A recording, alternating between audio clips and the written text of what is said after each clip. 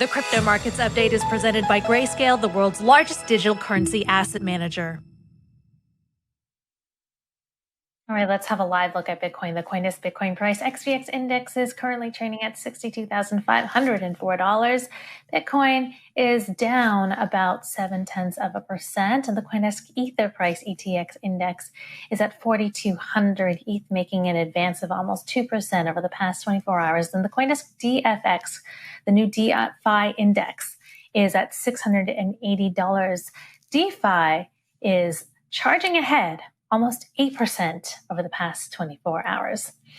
All right. So, Lawrence, I don't know about you, but, we're taking a bit of a breather. There are some folks who still think that Bitcoin will reach 100,000 by the end of the year. I don't know about that. But what's your outlook? My personal outlook is throw a dart on a board and eventually it'll hit the price. And that's something I've always said, is that Bitcoin is still a volatile asset. So yes, at some point we'll hit we might hit that $100,000 mark at some point. Might not be today. It's not going to be at the end of the year. It could be the end of next year. It could be whatever. And it could also go down substantially from here. That's the nature of a volatile asset, and Bitcoin is synonymous with volatility. What makes this interesting now, and this is a crucial point, is that over the past several years we've talked about, if only we had an ETF. If only we had an ETF. Once we get an ETF, everything will be wonderful. Unicorns will fly out of the air and jump on rainbows, and it'll be phenomenal. And Bitcoin will go to $1 gazillion. And we'll all be driving Lambos and what have you. That's like not exactly the case, right? Because first of all, the ETF we're getting isn't a spot ETF, and I know people are saying, oh well, it doesn't matter effectively, but it kind of does, because it's a bet on the futures market of Bitcoin.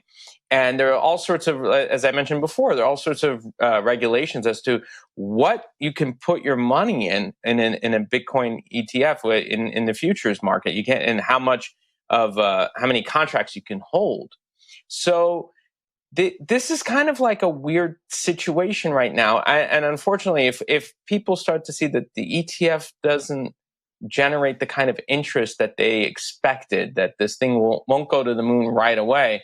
I don't know. It might be something. The ProShares ETF is one that came out second for the in the history of ETFs in terms of volume, in terms of assets trading.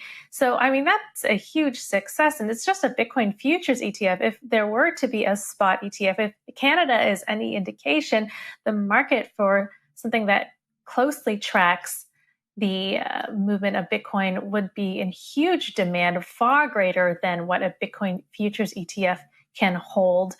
And we already see that GBTC, the biggest fund out there for Bitcoin, counts for about 3% of the Bitcoin out there.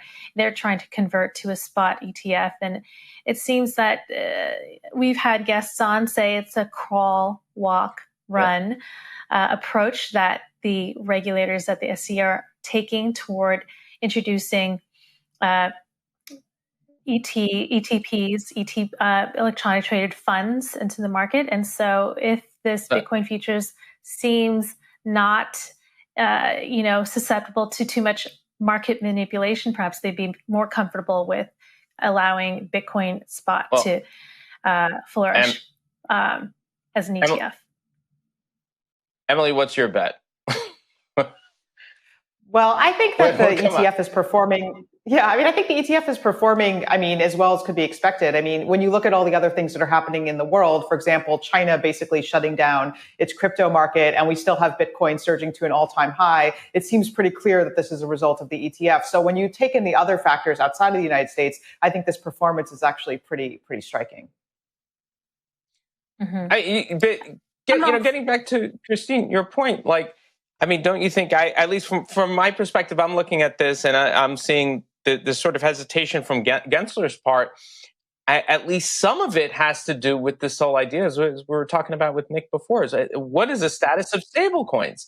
And I think we're not going to get that spot ETF until then. I mean, you think this is absurd? We also heard he's expressed some language signaling that perhaps he will need more authority from Congress to move ahead with allowing and being able to oversee or rather approve a Bitcoin spot ETF. So there's a sense that there needs to be some collaboration or approval from Congress to get that underway, and he doesn't want to overstep any of his authority, it seems.